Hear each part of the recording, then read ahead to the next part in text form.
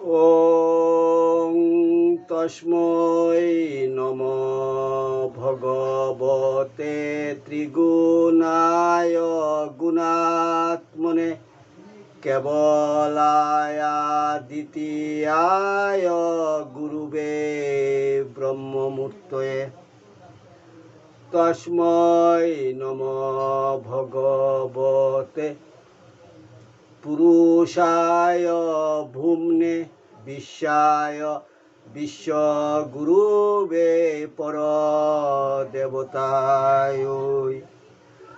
নারায়ণায় ঋষয়ে চ নরোত্তমায় হংসায় সংযত গিরে নিগমেশ্বরায়। জয় গুরু, জয় গুরু, জয় গুরু। শ্রীমৎ স্বামী নিগমানন্দ সরস্বতী পরমহংসদেব বিরচিত জ্ঞানী গুরু গ্রন্থ থেকে পাঠ। ঠাকুর, তোমার শ্রী গ্রন্থ পাঠ তোমার শ্রীচরণেই অর্পণ করিলাম। নত্তা নিগমানন্দস্য গুরু শ্রীপাদ পঙ্কজম তনুমি তৎকথামৃতং তপ্ত জীবন শীতলম। জ্ঞানী গুরু বা জ্ঞান ও সাধন পদ্ধতি। এ প্রসঙ্গে যুগ বাশিষ্ঠ বলেন, অনাদ্যন্তা ভবাসাত্মা পরমাত্মেহ বিদ্যতে ইত্যেব নিশ্চয়ং স্ফারং সম্যক জ্ঞানং বিদুর বুধা। জ্ঞানী গুরু গ্রন্থের জ্ঞান কাণ্ডে শ্রী শ্রী ঠাকুর মহারাজ ব্রহ্মবাদ প্রসঙ্গে লিখিতেছেন। আগে ব্রহ্ম কি তাহাই অবধারণ করিতে হইবে। মহানির্বাণ তন্ত্র বলিতেছেন, যত বিশ্বং সমুদ্ভূতং যেন জাতঞ্চ তিষ্ঠতি যস্মিন সর্বাণি লিয়তে জ্ঞেয়ং তদ ব্রহ্ম লক্ষণই।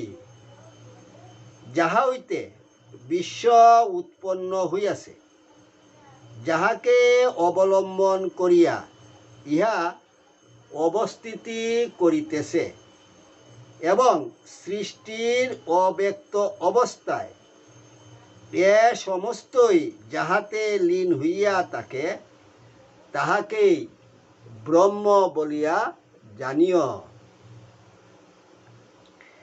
এই অপরিচ্ছন্ন ব্রহ্মের স্বরূপত দেশ কালাদিতে পরিচ্ছেদ নাই। সেই পূর্ণ পুরুষ পূর্ণভাবে সর্বদা বিরাজিত আছেন। কঠোপনিষদের দ্বিতীয় স্কন্ধের তৃতীয় অধ্যায়ের 12তম শ্লোকে বলা হচ্ছে, নৈব বাচা ন মনসা প্রাপ্তং শক্য ন চক্ষুষ অন্তিতি ব্রুভূত অন্যত্র কতং তদু উপলভ্যতে। এই পরমাত্মস্বরূপ পরব্রহ্মকে বাক্য দ্বারা, মন দ্বারা অথবা চক্ষু প্রভৃতি ইন্দ্রিয় দ্বারা প্রাপ্ত হওয়া যায় না। কেবল জগতের মূল অস্তিত্বরূপে তাহাকে জানা যায় মাত্র। অতএব অতি স্বরূপে এবং তাহাকে যে ব্যক্তি দেখিতে না পায়, তাহার জ্ঞান গোচর তিনি কিরূপে হইবেন? ইহুদিদিকের ধর্মশাস্ত্রে পুরাতন বাইবেলে এই বিষয়ের একটি সুন্দর কথা আছে, যথা এক্সোডাস 3:14 বলা হয়েছে, and God said unto Moses, I am that I am. And he said, thus shalt thou say unto the children of Israel, I am but sent me unto you. একদা রাজর্ষি জনক উপবনে ভ্রমণ করিতে করিতে শুনিয়াছিলেন, তমাল বনে অদৃশ্য সিদ্ধগণ এইরূপ গান করিতেছেন। যুগাবশিষ্টে উল্লেখ আছে, অশিরস্ক মকারাতম শেষাকার সংস্থিতম অজস্র মুচ্চরন্তং সং তমাত্মানমুপাসমহে। যিনি মস্তকাদি অবয়ব রহিত, যিনি প্রত্যেক বস্তুতে সমভাবে অবস্থিত, যিনি আমি আসি এই কথা অজস্রবার উচ্চারণ করিতেছেন, আমরা সেই পরমাত্মাকে উপাসনা করি। যাহাদিগের শুনিবার শক্তি আছে, বাস্তবিকই তাহাদিগকে পরমেশ্বর প্রত্যেক স্থান হইতে অবিরত উচ্চৈস্বরে বলিতেছেন, আমি আসি, আমি আসি। তাহারা আরো শুনিতেছেন, বৃক্ষলতাগণ নিঃশব্দে তাহারি কথা বলিতেছে, চন্দ্র সূর্যাদি গ্রহগণ গুরুরবে মহাগগনে তাহারি অস্তিত্বের প্রচার করিয়া বেড়াইতেছে। গর্ভস্থ শিশুও জুড়ো করে সমস্ত জগৎবাসীকে সেই পরমেশ্বরের মহান সত্তাতে বিশ্বাস করিবার জন্য অনুরোধ করিতেছে। অতএব সেই সকল জ্ঞান অভিমানী অজ্ঞানন্দ জীবগণের বিদ্যা বুদ্ধি ও বাহ্য সভ্যতাকে ধিক, যাহাদের অপবিত্র কর্ণ এরূপ পবিত্রতম গম্ভীর শব্দ শ্রবণে বঞ্চিত হইয়া থাকে। হিন্দু ধর্ম যে বেদান্তমূলক, সেই বেদান্ত মতে ব্রহ্ম ব্যতীত আর কিছুই নাই, কিছু থাকিতে পারে না। তিনি অনাদি ও অনন্ত। এই ব্রহ্মই যদি একমাত্র অদ্বিতীয় নিত্য বস্তু হন, তবে তাহার স্বরূপ কি?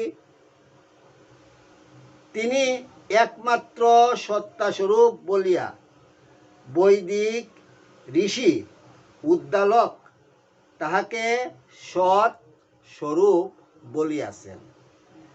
এ জগতে সেই সত্তার চৈতন্য রূপেণ পরিচয় সর্বত্রই। অতএব সেই সত্তা চৈতন্য স্বরূপ। তাই ঋগ্বেদে তিনি চিত্রূপে উক্ত হইয়াছেন। যাহা চিত্রূপ তাহা অবশ্যই আনন্দময়। সুখের অভাবেই দুঃখ, সুখের অনন্তরূপী নিত্যানন্দ। এ জগতে যে সুখের পরিচয় আছে, সেই সুখ অপরিচ্ছন্ন রূপে অনন্ত হইলেই নিত্যানন্দ হয়। তাই পরম ঋষি সনত কুমার ব্রহ্মকে আনন্দস্বরূপ বলিয়া স্থির করিয়াছেন। অতএব ব্রহ্মের স্বরূপ সচ্চিদানন্দ। ব্রহ্ম যদি একমাত্র নিত্য বস্তু হন, তবে আমরা যে পরিবর্তনশীল জগৎ দেখিতেছি, এ জগৎ কি? ছান্দোগ্য উপনিষদ বলেন, এ সমুদয় তাহারি রূপ, সর্বং খল্লিদং ব্রহ্ম তজ্জলন।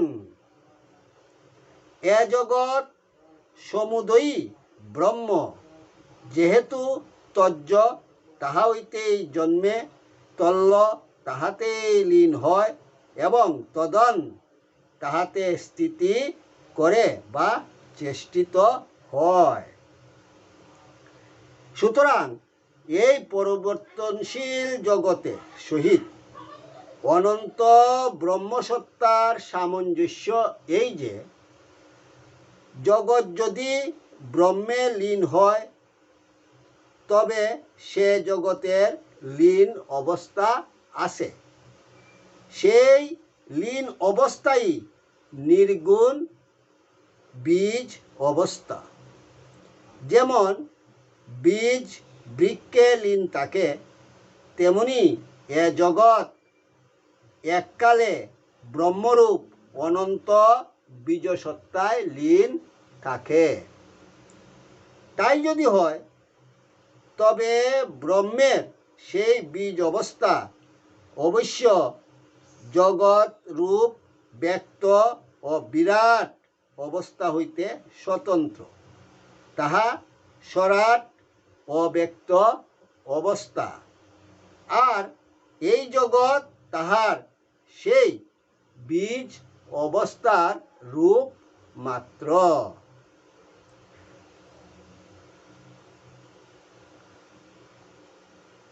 এই ব্যক্তরূপী চেষ্টিত অবস্থা। সুতরাং অব্যক্ত অবস্থা নিশ্চেষ্ট। চেষ্টা সত্য রজ ও তমগুণাশ্রিত।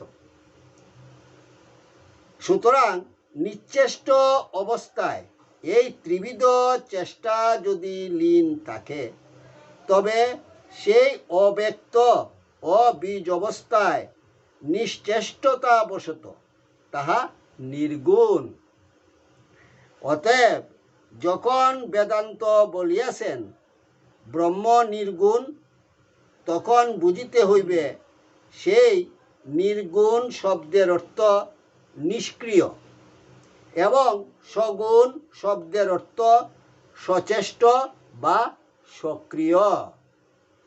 সুতরাং নির্গুণ ব্রহ্ম বলিলে এমত অবস্থা বুঝায় না যে তাহাতে গুণের একেবারে অভাব, তাহাতে ওই ত্রিগুণের একেবারে অভাব নহে, গুণ হইতে অন্তর্লীন মাত্র। অতএব বেদান্ত যেমন বলিয়াছেন এ জগৎ এককালে ব্রহ্মে লীন হয়, তেমন আবার বলিয়াছেন এ জগৎ তাহা হইতে উৎপন্ন হইয়া তাহাতে অবস্থিত থাকে। এই উৎপন্ন শব্দের অর্থ এমন নয় যে পূর্বে যে বস্তু ছিল না, সেই বস্তু সহসা উদ্ভব হইল। ইহার অর্থ এই, সেই অনন্ত ব্রহ্ম তাহার বীজ অবস্থা হইতে ব্যক্ত অবস্থায় আসিলেন। প্রথমে সেই অনন্ত নির্গুণ সত্তা এক অনন্ত গুণমাত্র ব্যঞ্জক সগুণ সত্তারূপে দেখা দেয়। তাহার নামই মহতত্ত্ব। এই মহতত্ত্ব ক্রমশ বিশ্ব বিকাশিনী বা সৃষ্টিকারিণী সূক্ষ্ম শক্তিসমূহে বিবৃদ্ধ হয়। সুতরাং নির্গুণ ব্রহ্মসত্তার সাত্ত্বিক ক্রিয়াশীলতার নামই সগুণ মহাতত্ত্ব। এই শুদ্ধ সত্য সগুণ মহাতত্ত্বই ঈশ্বর নামে অভিহিত হন। কিন্তু ইনি সগুণ হইয়াও গুণাতীত, কেননা গুণের দ্বারা তিনি ক্রিয়াপর নহেন। গুণ তাহাতে থাকিয়া স্ব কার্য করিতেছে মাত্র। নির্গুণ ব্রহ্ম হইতে সগুণ ঈশ্বর যেমন এক অগ্নি হইতে অগ্নান্তর, দীপশলাকায় যেমন অব্যক্ত আলোক নিহিত থাকে, তাহাকে জ্বালিলেই সে যেমন আলো প্রকাশ করে, তদ্রূপ ব্রহ্ম অব্যক্ত এবং ঈশ্বর ব্যক্ত। কিন্তু দীপশলাকাস্ত অব্যক্ত আলোক আপনি ব্যক্ত আলোকরূপে প্রকাশ পায়, অর্থাৎ সে জ্বলিয়া আলোক হয়। ব্রহ্ম নিত্য বস্তু, তিনি থাকেন, তাহা হইতে ঈশ্বর হন। মনুসংহিতা বলিতেছেন, আশীদিদং তমুভৃতং অপ্রজ্ঞাতং অলক্ষণম অপ্রত্যক্ষং অবিজ্ঞেয়ং প্রসুপ্তমিব সর্বত। বিশ্ব সৃষ্টির পূর্বে ব্রহ্মের যে অবস্থা, তাহা অপ্রজ্ঞাত, অপ্রত্যক্ষ, অলক্ষণ, লক্ষণের দ্বারা নিরূপণ হয় না এবং বাক্য মনের অতীত। সৃষ্টির অতীত সেই অবস্থাকে নির্গুণ বলা হইয়া থাকে। এই নির্গুণ নিরাকার বাক্যমনের অতীত সেই ব্রহ্ম যখন শিশুষ্কু অর্থাৎ সৃষ্টি চুক হইলেন, তখনই তিনি বিকারবান ও সগুণ হইলেন। কেননা ঈশ্বর হইলে গুণ হইল এবং যে অবস্থায় ছিলেন তাহার বিকৃতি হইল। এই যে অবস্থা, ইহাই ঈশ্বর, অর্থাৎ সৃষ্টির অতীত হইয়া যিনি নির্গুণ ও নিরাকার ভাবে অবস্থিত ছিলেন, সৃষ্টি কারণ ইচ্ছাযুক্ত হওয়াতে তিনি সগুণ সাকার হইলেন। তথাপি তিনি নিত্য এই অবস্থাটুকু ভাব জ্ঞেয়। আবার নির্গুণী সগুণ হইলেন, ইহাও ভাব জ্ঞেয়। মনুসংহিতা বলিতেছেন, যোহ সাবতীন্দ্রিয় গ্রাহ্য সূক্ষ্ম অব্যক্ত সনাতন সর্বভূত মোহয় চিত্ত স এব স্বয়ং উদ্ভব। যিনি পূর্বে সূক্ষ্ম অতীন্দ্রিয় হইয়া অব্যক্ত ও অচিন্ত্যভাবে অবস্থিত ছিলেন, তিনি ব্যক্তিকৃত হইয়া স্বয়ং প্রকাশ হইলেন। শ্রুতি বলিতেছেন, সদেব সৌমদগ্র আসিত স পুরুষ বিদ। এই অবস্থায় অগ্রে ছিলেন তিনি পুরুষবিদ, অর্থাৎ পুরুষের ন্যায় শির পান্যাদি অবয়ব বিশিষ্ট হইয়া উৎপন্ন হইলেন। তবে কি ঈশ্বর আমাদের ন্যায় অবয়ব বিশিষ্ট? শাস্ত্র বলিতেছেন যথা শত দূষণীতে বলা হচ্ছে, কৃতত্ব সিদ্ধ পরমেশ্বর শরীর সিদ্ধি শত এব জান্তা ঘটস্য কর্তা খুলু কুম্ভকার কর্তা শরীরী নচ না শরীরী। যখন সৃষ্টিকার্যে কর্তা পুরুষকে মানা যায় তখন তাহার শরীর সিদ্ধি সহজেই উপলব্ধি হয়। তাহাকে সগুণ বলিয়া মানিলে, গুণের আশ্রয় না মানিলে চলিবে কেন?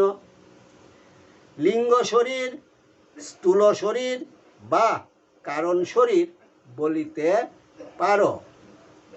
আশ্রয় স্থানকেই শরীর বলে।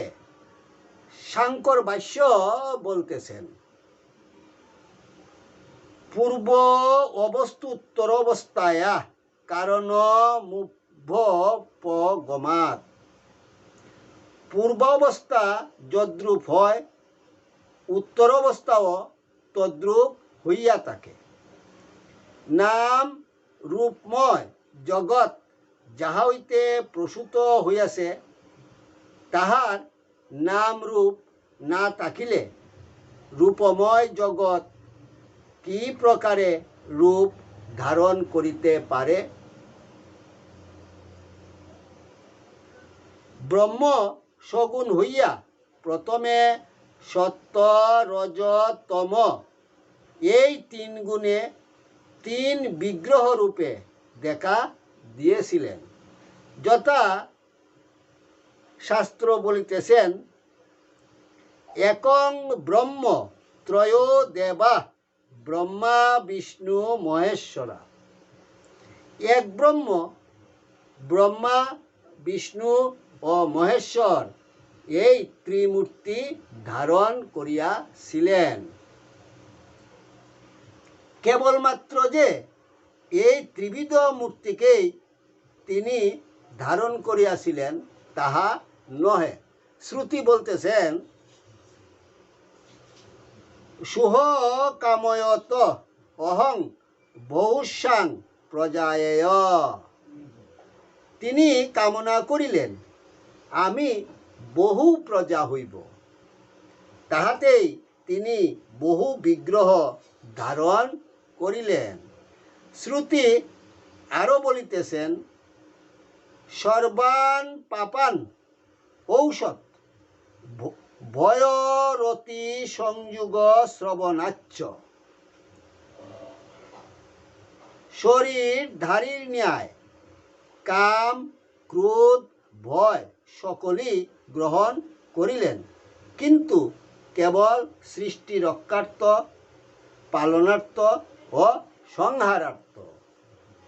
বিষ্ণু পুরাণ এই প্রসঙ্গে বলিতেছেন, একত্বং রূপ ভেদশ্চ বাহ্য কর্ম প্রবৃত্তিজ দেবাদি ভেদ মধ্যান্তে নাস্ত বাবরণ হি স। সেই একই দেব বাহ্য কার্য সম্পাদন করিবার জন্য ভিন্ন ভিন্ন রূপে দেবাদি আবরণে আবৃত হইলেন এবং দেবতা হইয়া দেবতান্তর ভাব গ্রহণ করিলেন। তদ অনন্তর সাধক ভাবাপন্ন জীবের যাহাতে সর্বসিদ্ধি লাভ হয়, যাহাতে সৃষ্টের জন্ম সাফল্য লাভ হয়, তাহা করিলেন। তাহার জন্য ব্রহ্মণরূপ কল্পনা, ব্রহ্ম আপনাকে বহুবিধ রূপে কল্পিত করিলেন। এখানে কৃদন্ত কল্পনা শব্দের যুগে কর্তৃকারকে ষষ্ঠী বিভক্তি হইয়া ব্রহ্মণ এই রূপ পদ হইয়াছে। অতএব ব্রহ্মের রূপকল্পনা এই রূপ না হইয়া ব্রহ্ম আপনাকে অনেক রূপে কল্পনা করিয়াছেন, এই রূপ বুঝিতে হইবে। কঠোপনিষদ বলতেছেন,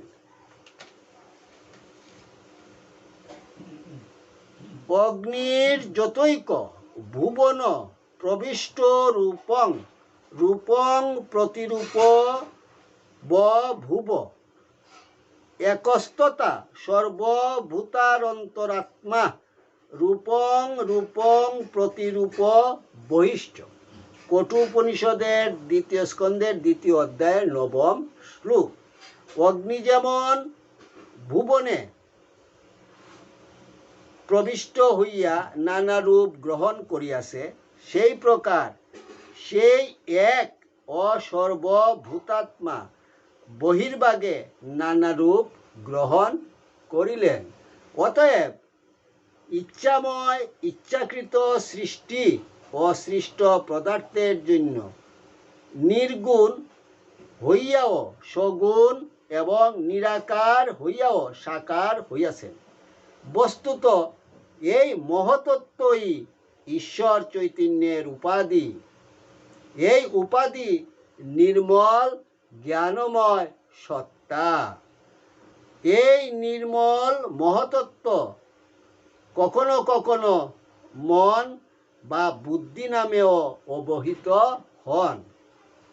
যেমন ব্রহ্ম মহতত্ত্ব ঈশ্বর চৈতন্য রূপে বিবর্তিত হন, তেমনি সেই মহতত্ত্ব হইতে যখন আবার বিশ্বশক্তির পরিণাম ঘটে, সেই ঈশ্বর চৈতন্য আবার সেই সমস্ত শক্তির চৈতন্য বা আত্মরূপে দেখা দেন।